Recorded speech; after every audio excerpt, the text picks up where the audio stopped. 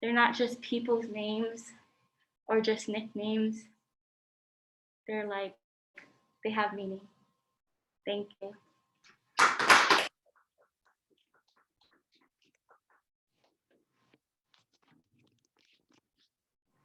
Well done, Jaden Bettis.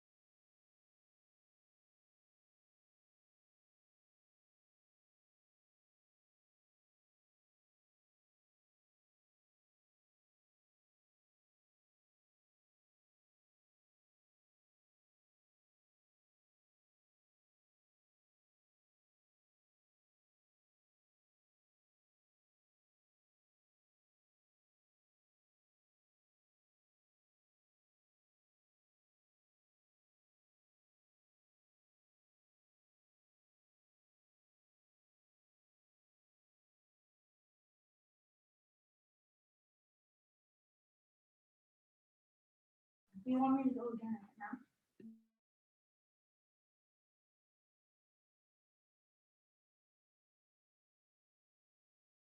Go, girl. We had technical difficulties, so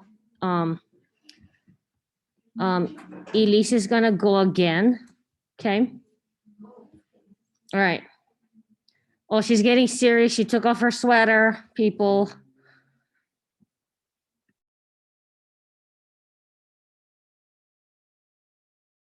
So when you guys perform, you gotta stay on the X, okay? Because Elise was like off the camera, like half her face. I was like, oh my gosh.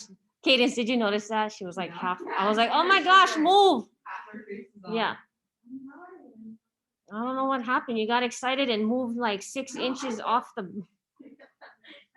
there, so much better. Okay.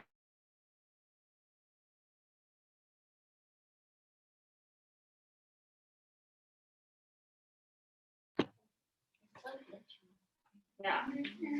Okay, I'll stay on the X. Okay, Is this stay good? on the X. This is good, right? Yeah, this is great. There, now you're in the center. Ready? Go. Hi, my name is Elisa Uno. My poem is about sexual orientation discrimination.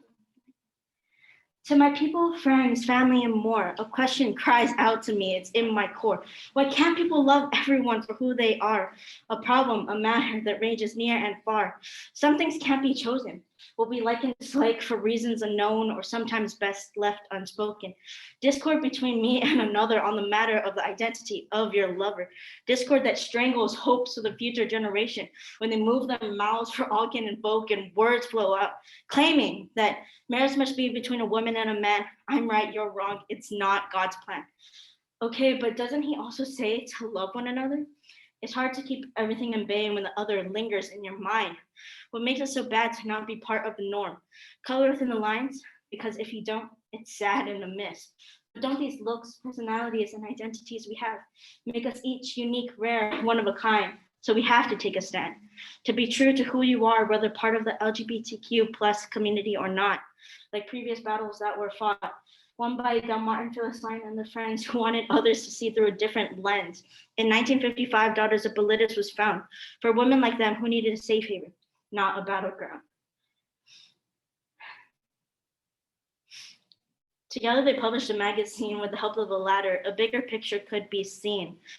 Another battle was fought by Marsha P. Johnson, who helped the gay rights movement move into action. She fought against many things like the Stonewall Riot and the hate it brings, when bars were raided every day because of reasons like they are gay. Fire was set to the Stonewall Inn so everyone could change the mindset of how they think, because they always had their mindset on staying the same. They link us to being bizarre and weird, but we want our relationships to be viewed as normal, no stranger than each time our eyes blink.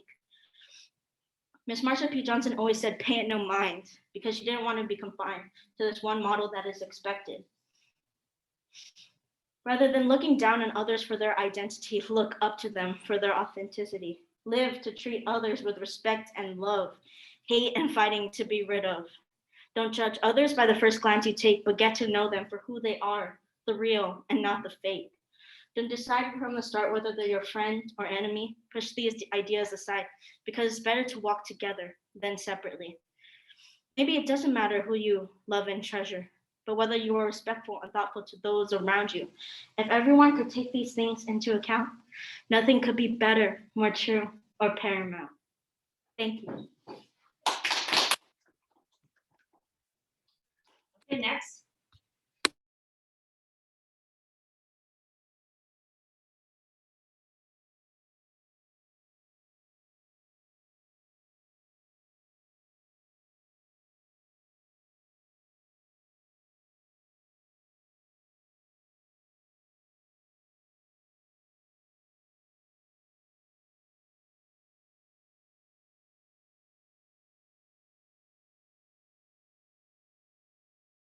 Okay, your buddy's here. Okay. Go. I'm scared. And you have really cool shoes. Thank you. I wish I could move this because the Samsung is like, You know. there. Now it should be behind. I think I forgot my whole poem. Stop. Are you unmuted? Yeah. Okay. Hang on.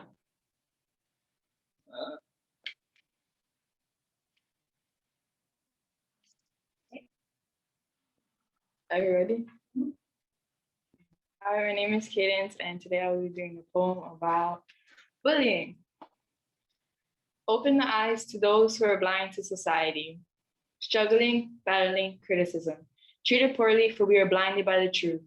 We bleed and breathe the same, feeling so deeply intertwined into our issues, treating others as less. Name-calling, hatred, lack of communication, just to be seen as worthy. Accepted, admired to fit in with the crowd, to stand out, to be popular, not knowing that words could cut deeper than a knife. For the words that slip off of others' tongues are their insecurities, wanting to seem greater, praised as a bully. For is this the right way to treat others? Amanda Todd, 2012. I'm struggling to stay in this world. I'm not doing this for attention. I'm doing this for inspiration, to show that I can be strong. They say, what? Oh, I'd rather hurt myself than someone else. They say to leave and that I am not wanted, not here, not anywhere. Oh, my eyes are drowning in a sea of emotion, a piece of me chiseled away by their cruel remarks and perceptions. I give up. Jessica Laney, Angel Green, Amber Smith, Hannah Cornwell. For these were some of the names that ended in tragedy. For these beautiful children, oh my gosh, I forget it, have left this earth too soon, leaving a permanent mark on who they have left behind. For they are laying breathless in a deep, dark, damp bed, wishing they had a second chance. For this world is too cruel, crushing the souls of innocent children, wishing that they could be loved and fit in. Thank you.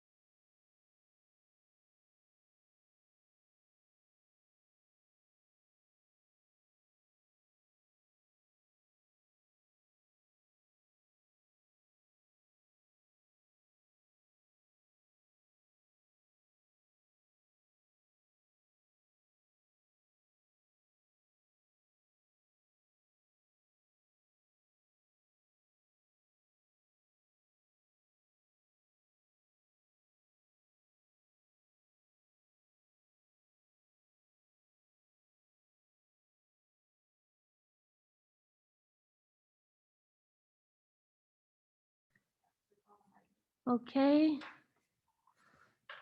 Go ahead and give some feedback, some words of encouragement. Okay, while we get Makaya ready to go.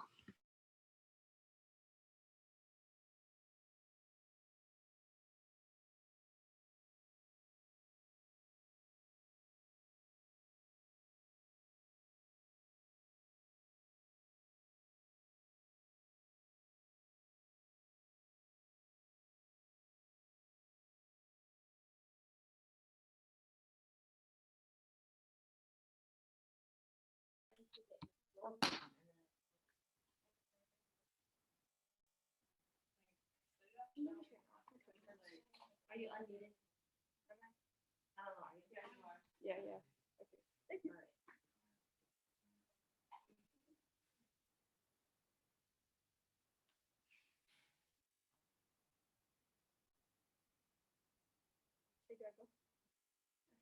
Aloha, my name is Makaya Papua, and my poem is about homelessness, and it is called The Streets of Hilo.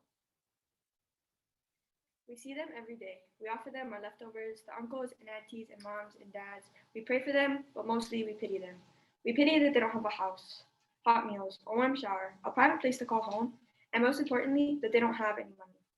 Instead, they make do on the land that used to feed them, the land that used to feed all of us. Kanaka is living on the doorsteps of downtown Hilo.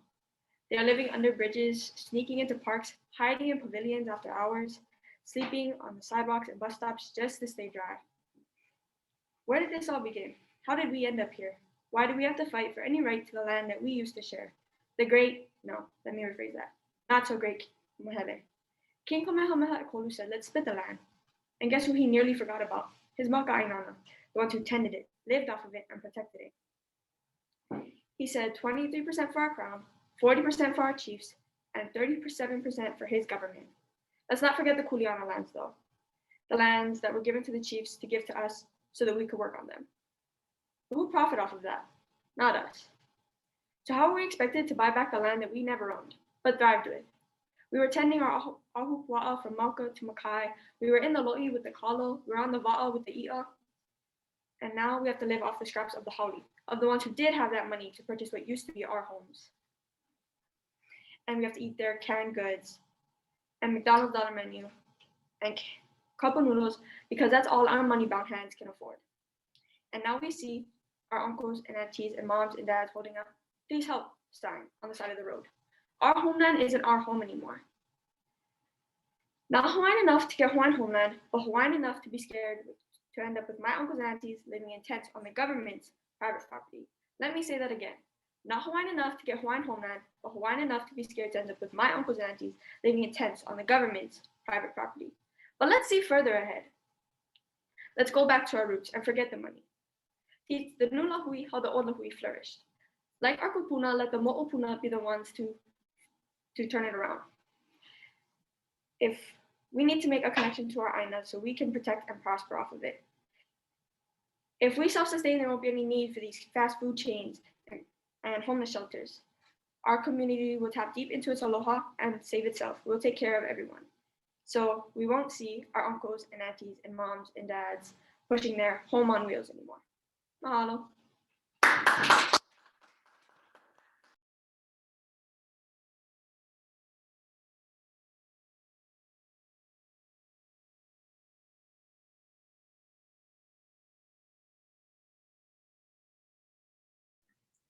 Okay, mahalo, Makaya. We have 3 more people to go. Okay.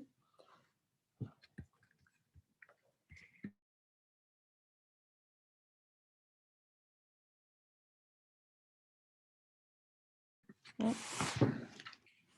So let's just make sure for tomorrow we're ready to go. Okay. Those of you guys in Zoom land, make sure you guys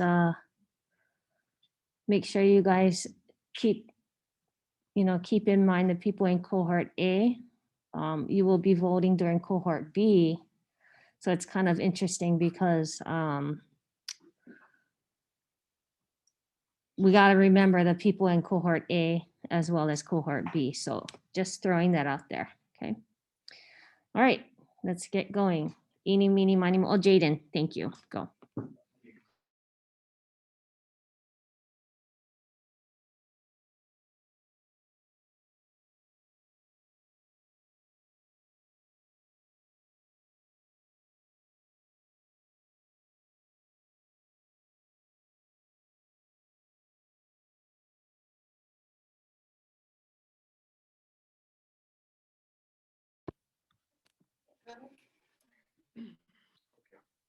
Aloha, my name is Jaden Alonzo Estrada. My poem is about planned obsolescence, and it is called All Business. Is it right that you are forced to buy a new product even though you didn't have to? Wouldn't you want your car to serve its full 20 plus years without having to break it down after just the 5-year mark? Wouldn't it be wasteful and immoral to exploit a customer in that way? But that's exactly what's happening. Planned obsolescence is the name of this outdated, cutthroat 1920s business practice that is still being practiced to this day. I say that this stain of the modern world should be made illegal. The product / service that you pay for should last you your full payment. You shouldn't be exploited. Look at what happened in the Triangle Fire case.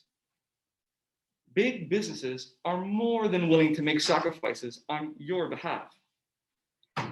146 workers, most of which were women, died in one day in one single burning building due to the negligence of the owners. Locked doors, lack of sprinklers, and terrible safety measures led to the events of this terrible day, March 16, 1911.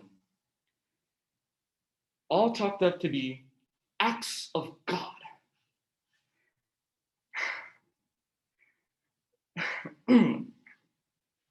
For reason to help our bottom line. Thanks to the brave standouts among the hundreds of onlookers who were powerless to do anything at the time, Francis Perkins, for example, the deaths of those 146 weren't in vain. The 146 lives that were lost that day were turned into the laws that we enjoy today about job safety. The business of the 1900s shouldn't be the business of today. Mahalo. Awesome.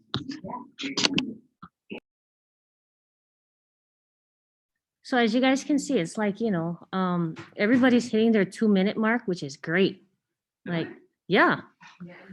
And so the 2 minutes comes up quickly. I mean, we had one performance hit 3 minutes exactly. I don't know how she did that. And then one hit like 250 something. I was like, geez, to the T. Oh, really? Like the first one? Yeah, Really? yeah, it was great. Okay, so you guys are amazing. Yay, go ahead. Feedback for Jaden.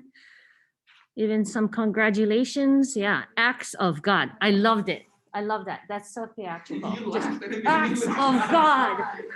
Oh, right. I think I know there's another. Go ahead and give some feedback, Zoom people. Yeah, the vocabulary, super on point. Super on point. Yep. Okay, Anna girl. Okay.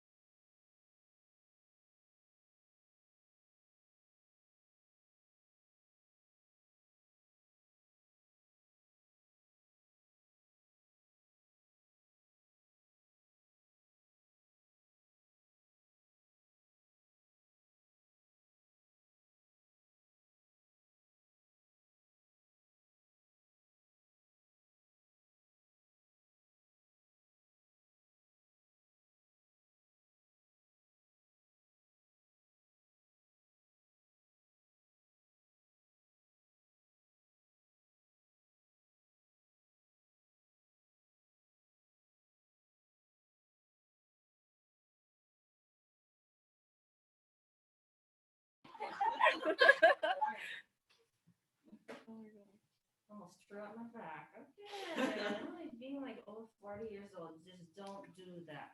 Okay. All right. Ready? Hi, my name is Ileana Hopai, and my poem is about child abuse. ABUSE, abuse. You're scared. You're too scared. Well, stop, think, and tell. You have to say something, but wait, you can't. Abuse. Craziness, feeling lonely, unwanted, neglected, and being bullied can all be the outcomes, so stop. Dating back to the early 1870s, child abuse had captured the attention of people when it had broken out on the news. A girl who was only 8 years old, being abused on a daily basis. Why? Why do it? Being neglected as a child, the overuse of alcohol, and having a medical problem can lead to an abusive person. So stop. 1962, an article appeared in the Journal of the American Medical Association describes symptoms of child abuse and deemed child abuse to be medically diagnosable. 1974, federal law. The Child Abuse Prevention and Treatment Act. But what has this done? Nothing. Absolutely nothing. There are still kids out there being beaten on a daily basis until they can't take it no more. Screaming, screaming, screaming. Searching for help where it cannot be found. Trying to come up for air, but isn't strong enough to reach for it. The purple mark symbolizing the hurt and struggle all for nothing. The struggle of not being able to have self-defense because what will that do? The red scratches on the bodies like tattoos. The fears in their eyes, not wanting to come home. You can see the tears forming in the eyes like raindrops falling from the sky. Some watch like they're on standby and have no words to reply. They don't want to look like the bad guy until they say goodbye. Wave to them high when they fly by. Thank you.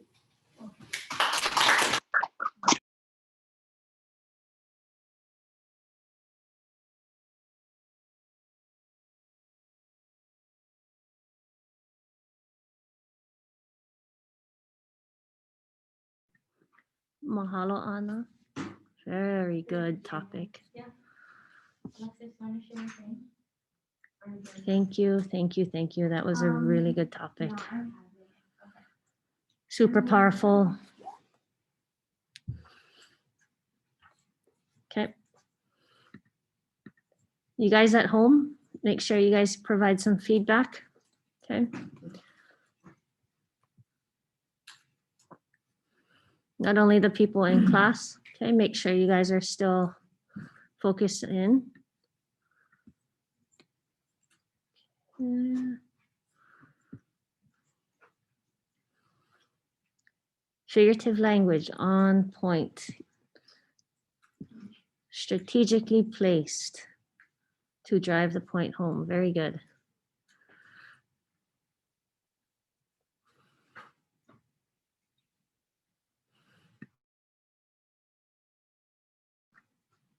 Alohi Kea, get ready. You're going last. Okay, you got this.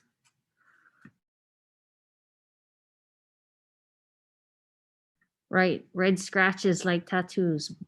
Whew. Dropping bombs over here. Okay, very good. Alrighty. Okay. Oh. Oh. Are you unmuted? Yeah.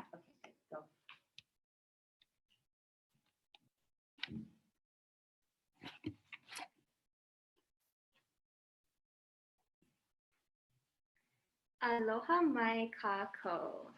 My name is Alexis Akamu, and this is my poem entitled Aina Aloha. E ala e kala ikahikina. Disrespect the land? Heli ikaina. We all must protect. Ikamoana kamoana hohonu. I am Native Hawaiian. From Hilo, Hawaii, I was born. Living in Hawaii, we learn our Hawaiian morals and our Hawaiian values. We are Hawaii.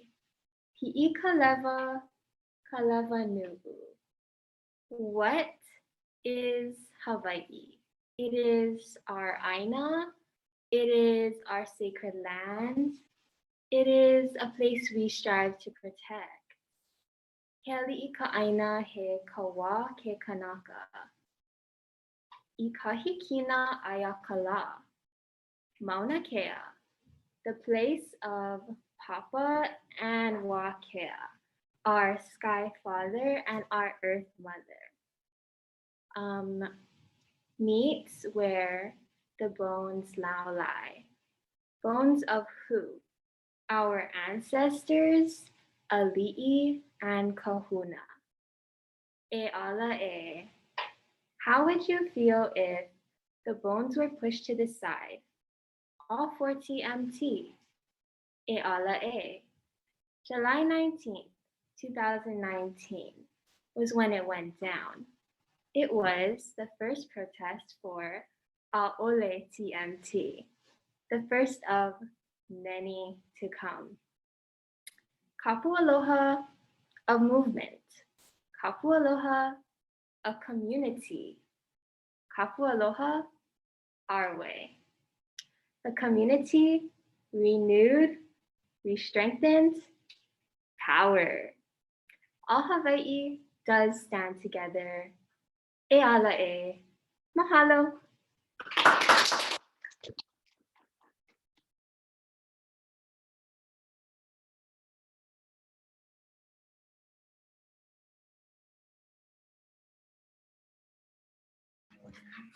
Alrighty, feedback. I know, super calm, like super conversational. Like,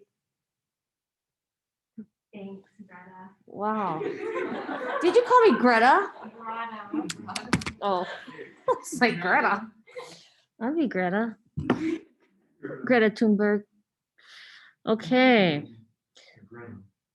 Miss Alohi Kea, I think everybody can see you on Zoom, so we'll just have you go like that. Okay.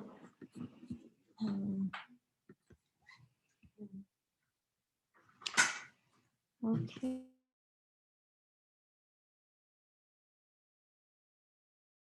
Alohi Kea, go ahead and just speak real fast, and then we'll.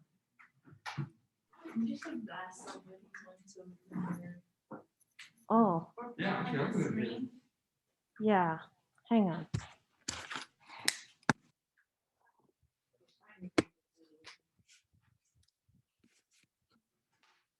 Hang on, yeah, I'm gonna just put you on the.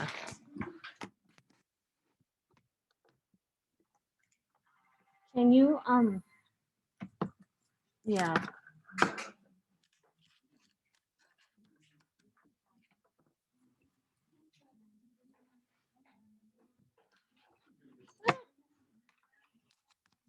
Words. You guys all got it.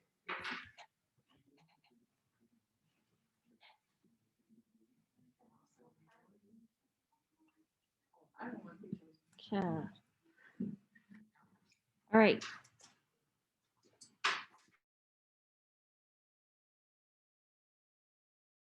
Can you just say like hello? Hello. Try again.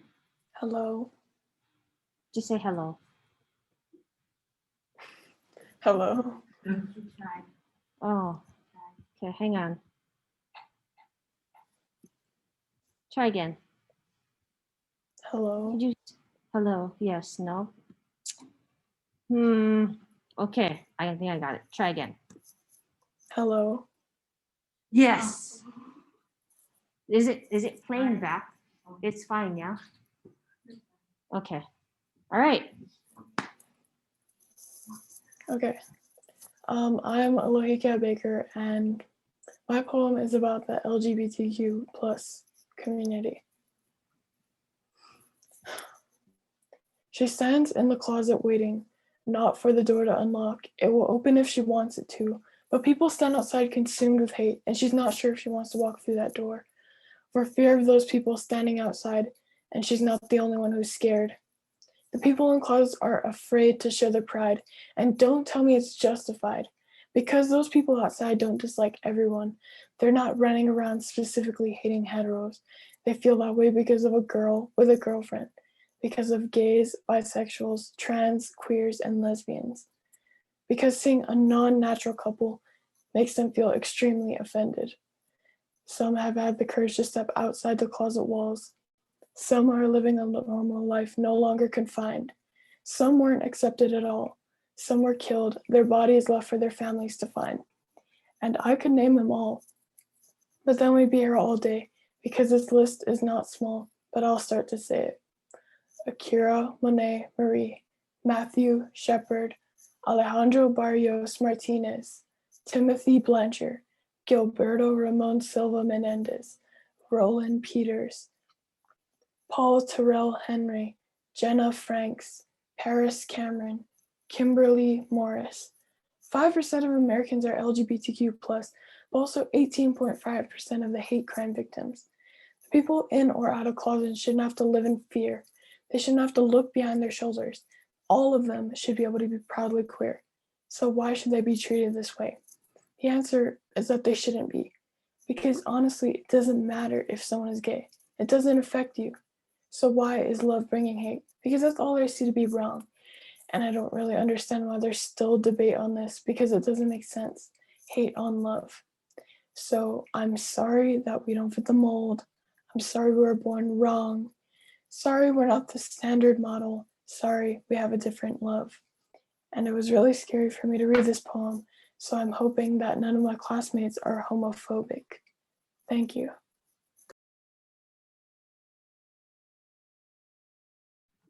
All right, thank you. Okay, go ahead. Feedback's in the comments. Yeah, love, hate on love. Interesting.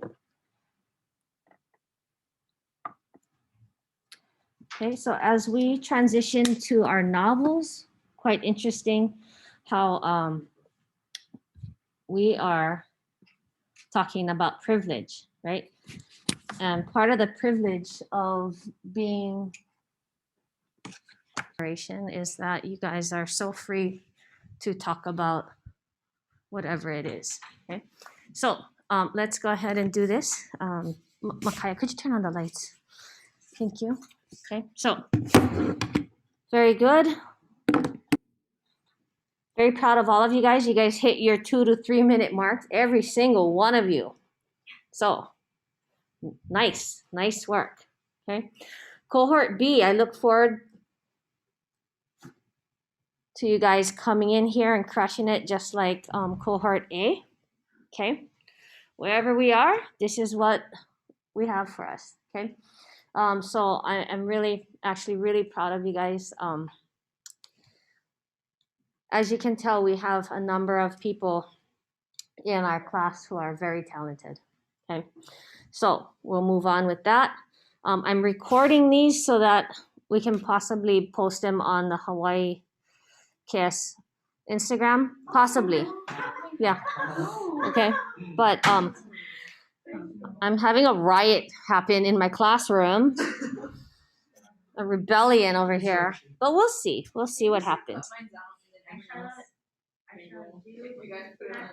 Oh my gosh, I just opened a whole can of anxiety worms. All the worms are going like that. La, la, la, la, la. Okay. Peaceful protest. Okay, thank you. Right, civil disobedience at its best. Okay, all right. So let's go ahead and transition a little bit. Everybody should, I don't know, like seems to be some like confusion on what you guys need to do to prepare for the classroom discussion for your novels. So I'm gonna go back over it. All you have to do is watch the videos, take notes, answer the questions, read that part of the novel, upload your notes. So you might do like a double upload or even edit your upload, and you get your 20 points doing that. Okay, that's all. So some of you guys take handwritten notes. I've received uploads of pictures of your notes, which is great, right? Easy, easy, easy. Okay, so today we're going to be talking about privilege. Okay, so let's look at this. Go into your Canvas. Okay. Canvas, Canvas, Canvas.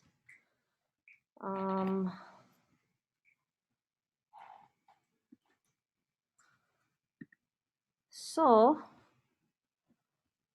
the Canvas has gotten huge, and so anyway, let's get going here. So you had to watch 2 videos, talking about privilege, right? In the first video, you had to answer the question, what is a culture of power? Quite interesting. And the second question you had to answer was, after watching this video, identify your privileges, your privilege, and how to use your privilege in society, right? So in thinking about the things that we even do in school, right? Or even the things we talk about, right? There's a certain privilege with that because of the school you guys go to, okay, of the families you guys come from, and obviously because we live in Hawaii, okay? Pretty safe considering what happened with the rest of the world with this pandemic even, okay? So,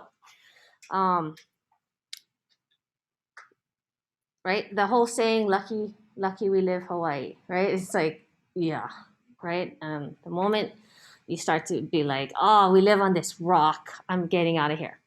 That's fine. That's fine. But, yeah, remember how many people want to come here and live, right? And then, MC Hammer's Can't Touch This comes on. So, anyway, do you guys know that song? Yeah. You guys do? Yeah. You know Can't Touch This? Okay, whatever. All right. Okay. So, I'm going to throw you guys into groups. The people in class, you guys are going to talk stories about your novels. It's going to be a mixed group. Okay, everybody good? Ready to talk stories? Okay, and then, make sure you guys upload your notes for this. And then once we're done, I'm going to give you guys about maybe 10, 15 minutes to talk about it. And then I'll go over this next week's assignment for you guys. And then that's our day for today. And then we'll come back and do this all over again tomorrow. Okay? We'll just have presentations. And then once we're done with the presentations, you can go ahead and do your membean. Okay, so if you want to do membean tonight and get that over with, that's great. I think tomorrow I'm also going to be introducing your final assignment. Okay. I'm gonna tweak that a little bit. Is that okay? Okay. Okay, cool. Yeah. We're probably not gonna do an essay. Anybody want to do an essay? Kalai, you want to do an essay? Kalai said he wants to do an essay, you guys. Okay. Yeah. Okay. Autumn said definite essay. Okay. Autumn's like, Kumu, can we do an essay? Just joking. 1-page essay. Oh, okay. No. One sentence. I feel like that's harder to do. Oh, yeah, it's harder to do. Okay. All right. I'm going to break you guys up into groups. Kids on Zoom, you don't have to be on Zoom anymore, so you guys can get out. Okay.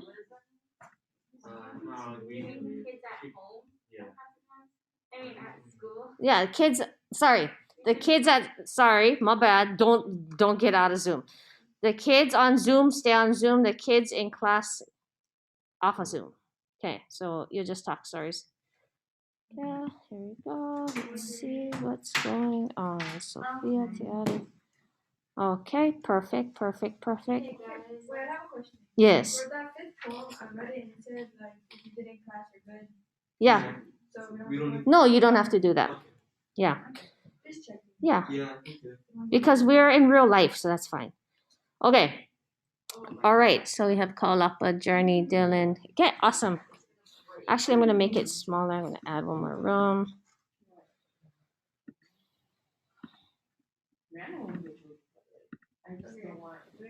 Mhm. Oh wait, are we doing like a whole group? No, just three. Yeah. Oh, Yeah. Wait, let's first talk about.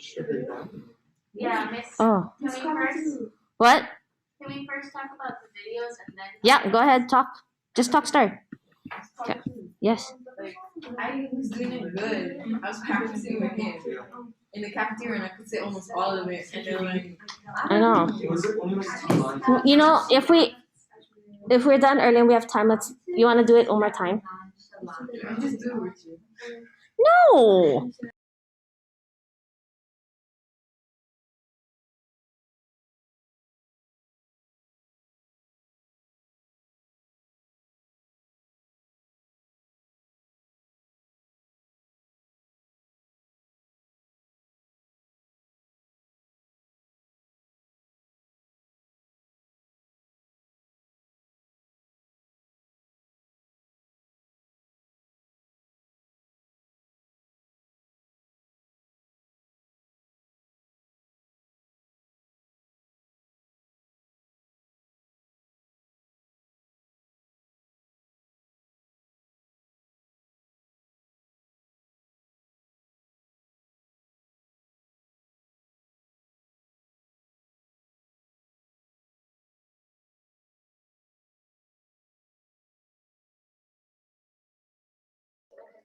Okay, hi you guys. All right, what's going on? Kaulapa, how you doing? Pretty good. Pretty good. Yeah. All right. Okay.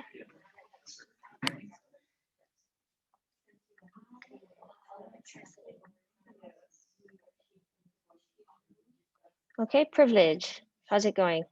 Let's talk about it. I think that it really starts coming through in the novel, like the many different aspects of privilege, especially like going to them now. I'm trying to pull up the notes. I didn't open the wrong one. Are you reading To Kill a Mockingbird? Yeah, Okay. All right. So like in what sense? To Kill a Mockingbird. There's a lot of things going on.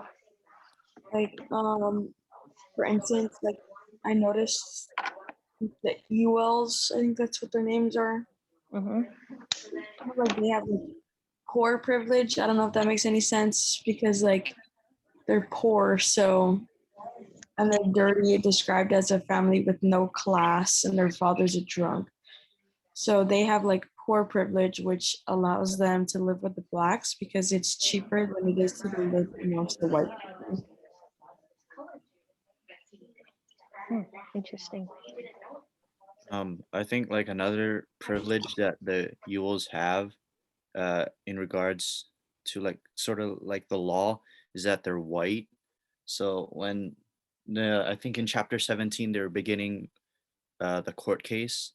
So the jury was sort of already biased towards them or in favor of the Ewells against Tom Robinson, and that's because the Ewells are white and Tom Robinson is black.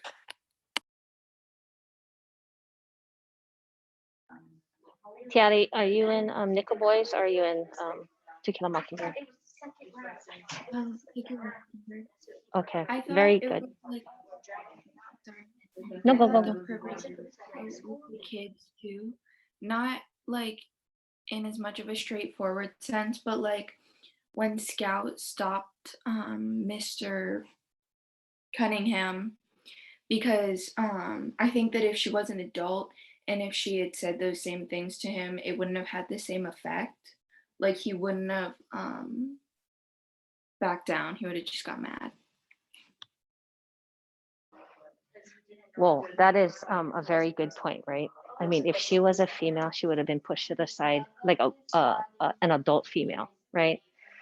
Man's world versus woman's world, right? Big difference. Wow, very good. What's up with Aunt Alexandra? She's a piece of work.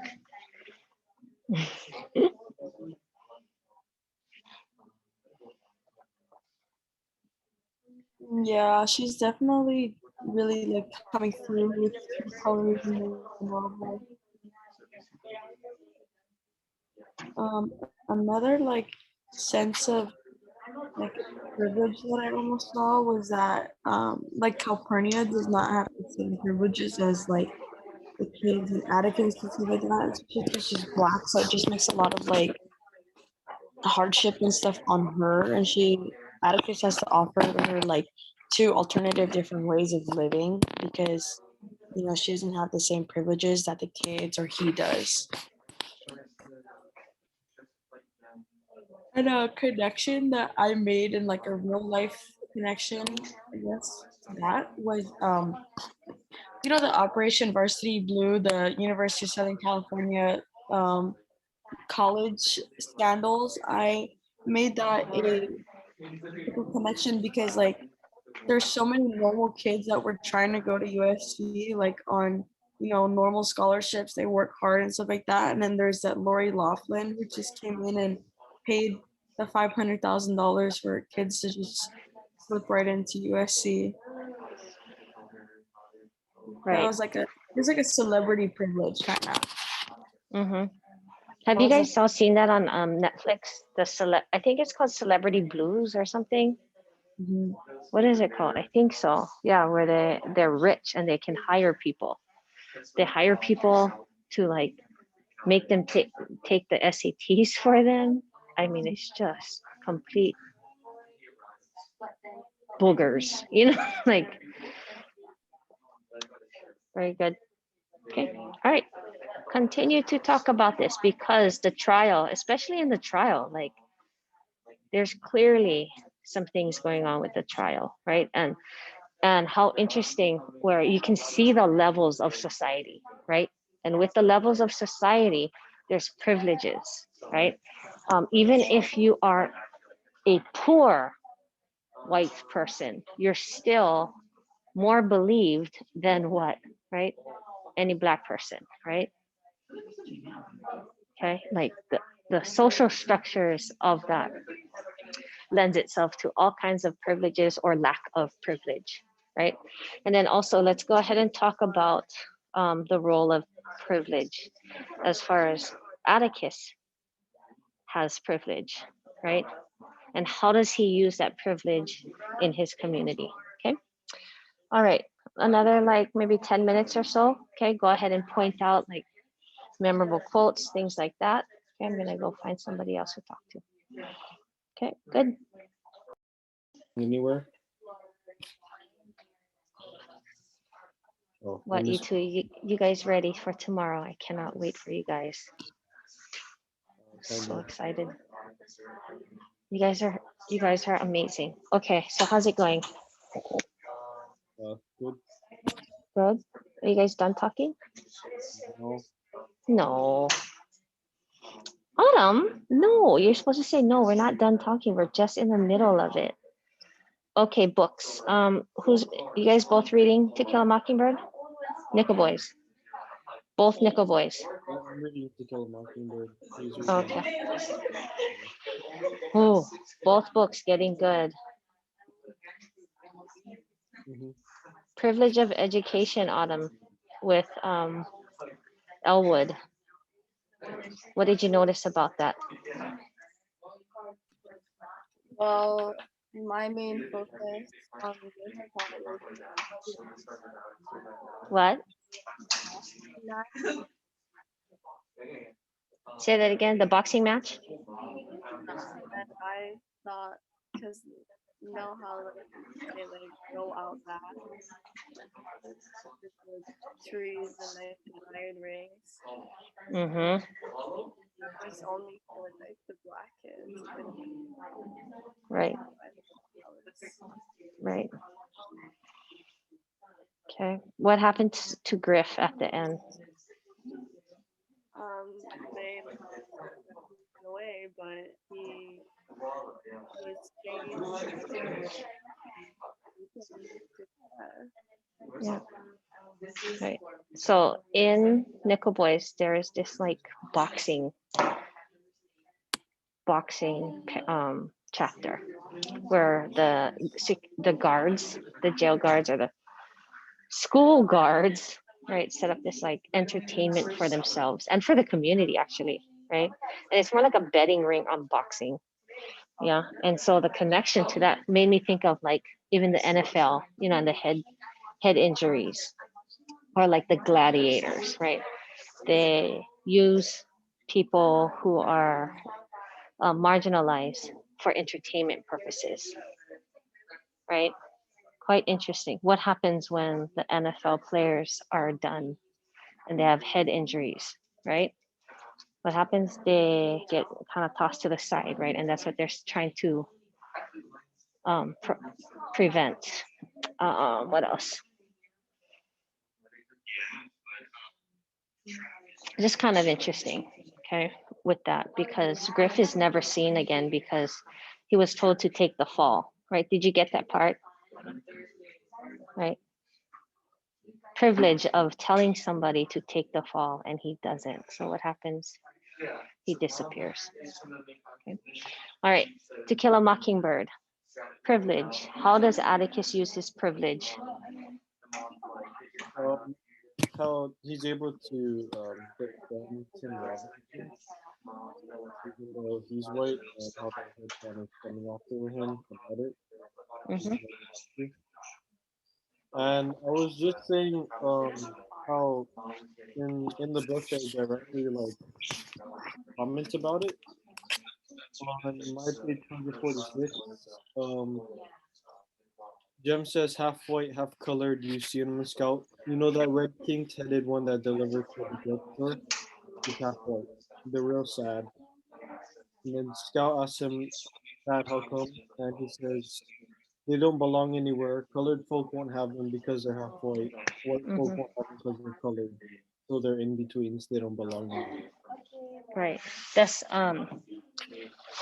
that deals with what's his name? What is his name? Dolphus Raymond, right? Dolphus Raymond is a mixed person, right? And so that's the interesting part about race in the South, right? The one drop rule makes you automatically black. You could have one drop of African American in you and you're automatically black, right? In a bad way, right? Whereas it should be embraced as something maybe beautiful, right? Diversity as beauty instead of something like a crime or something. I don't know. It's really sad. But he's like in his own category. Yeah. Yeah, it says they said Mr. Dolphin shipped his kids to the north and they don't mind them up north. So that kind of related to the videos that we watched. Because where's my dog? I wrote in having the privilege and seeing different perspectives of different worlds, how different people look at, or different people have different perspectives and they're created by experiences.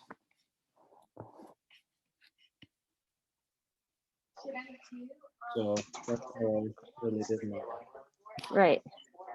Awesome. Very good link to the videos and to, I'm hoping that the videos really help you to see your novels in different ways, right?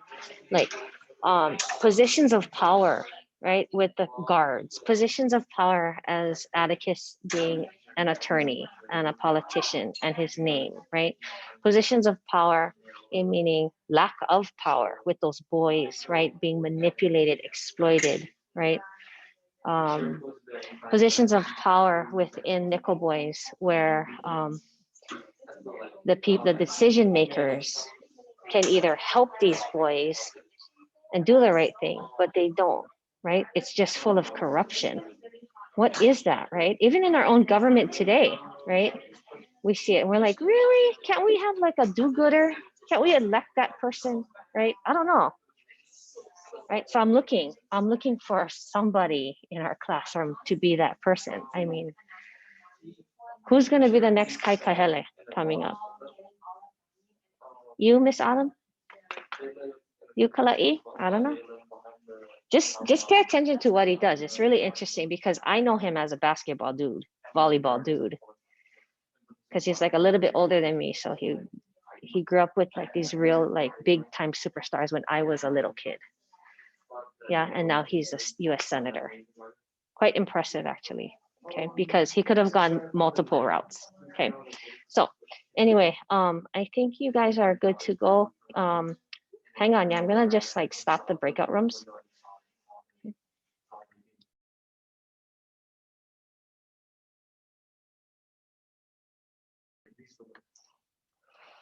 All right, hi Sarah. Hi Dylan. Sorry I wasn't able to meet with you guys, but for time's sake, just gonna move everybody forward.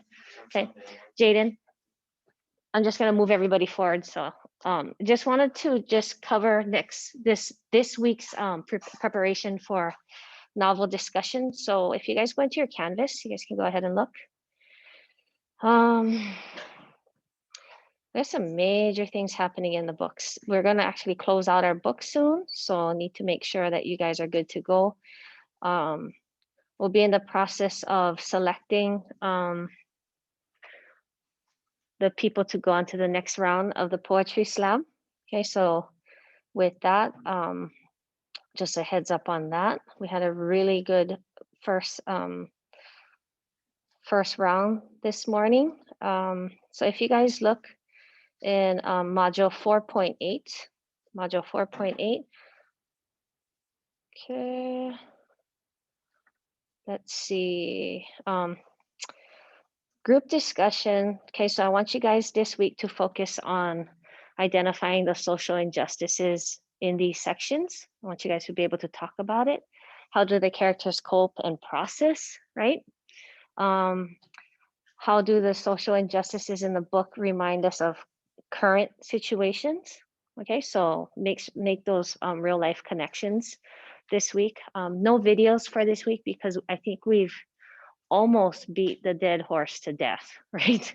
Twice over with social justice topics. So I think we have a lens of what that looks like, right?